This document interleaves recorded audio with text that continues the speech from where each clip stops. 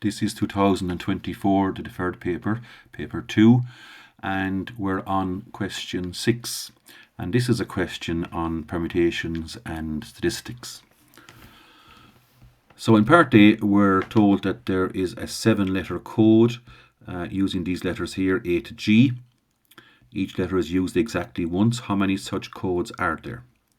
Well, that's a straightforward factorial answer. It's 7. So imagine you had 7 boxes to fill, and there are 7 choices of letter for the first box, so that's 7. Once that's picked, there's 6 for the next box, and you multiply your answers because of the fundamental principle of counting.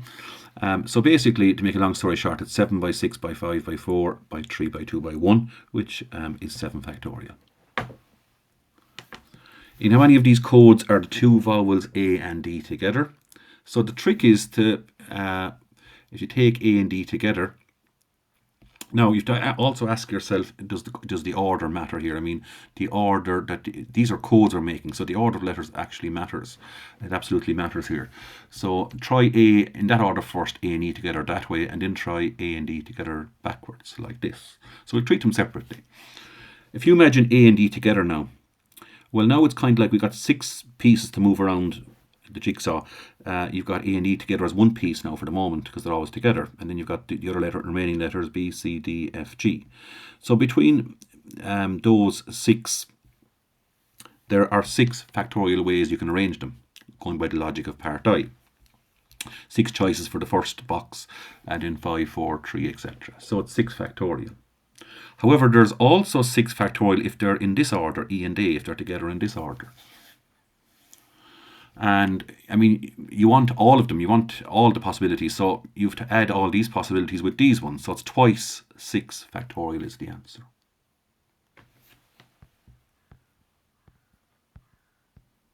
On to part B. So this is an unusual question because it's hard to find an exact method for doing this. There's a bit of trial and error involved. So let's have a go. You're told that the mode of 6 numbers is 2. So the number that turns up most often is 2. Okay, we'll park that there for a sec. There's not much we can do with that in terms of a formula working something out yet. So we'll skip it for the moment. And we'll go on to this bit. The median with 6 numbers is 5.5. So what that means is if you line the numbers up in order, let's assume they're in order. I'm going to call them A, B, C, D, E, F. They're in order at the moment. So the median is bang in the middle if they're in order. Now bang in the middle, there's nothing, which means you have to add on either side C and D and divide by 2. So now we have a formula finally. We can say with certainty that C plus D, whatever they are, divided by 2 is 5.5, the median.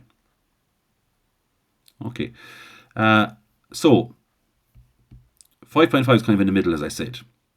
And if you think about it, that means that we could try, now this is where the trial and error comes in. We could try 5 there and 6 there, because 5 and 6 will give us 5.5 in the middle. If that's the case though, by a process of elimination, if you go back to the first point, the mode is 2. That means that these 2 numbers must be 2, because we know that they're in order, so these must be less than 5. We know the mode is 2, so there's at least 2 2s. So there's no other option but to have the 2 2s in those 2 boxes. Now, if you do it that way, as they were trying to keep the mean then as small as possible. This is the other factor, keep the mean as small as possible. So it makes sense to obviously keep these numbers down. So we now know that's 5 and 6. We know that's 2 and 2. There's only 2 numbers left. So obviously the smallest possible numbers you can have for these 2 boxes. Now we can't, for example, use 6 here again, because that would mean that 6 is also the mode. And we weren't told that. So this cannot be 6. So the next smallest we can pick is 7. And likewise, this can't be 7, so the next smallest is 8. So if you take that as your first try and get the mean of all those numbers, you'll add them all together, divide by the 6 numbers, and you get a mean of 5. So we'll just park that right there. That's our mean. And see if we can do better, because we're looking for the smallest possible mean. What other options have we got? So here's another one. Why not go the other way and try and make this as small as possible? We know it's 5.5 in the middle, so make this one as small as possible. Well, the smallest it can be is 2. because basically we know the mean, we know the mode is 2, so there must be 2 2s at least from here down. So we'll call that one 2, and we'll call that one 1. We're allowed to do that because the mode is still 2. So let's try that. Well, if that's 2, if you just do it in your head, like 2 plus 5 is 11, divided by 2 is 5.5. So that has to be 9 to give you a median of 2 plus 5.5. And now what's the smallest possible number here? Again, it can only be 10, and this can only be 11. You work those out, and you get a mean of 5.8. In other words, our first try is still winning. 5 is still the lowest mean so far. Are there any other possibilities here? Well, the only other possibility really, I suppose, is that we never considered is, I mean, if that's 2 and 9, that's okay, we can work with that. Well, why not make both of these 2? Because the mode is 2, so that's fine, 3 2s is okay. But obviously, if you think about that, 2 is bigger than 1. So that's going to give us a bigger mean already than this one here. So we've basically tried every possible option where 2 is the mode. And if you go back over it, it's clear now that the first one was the correct option.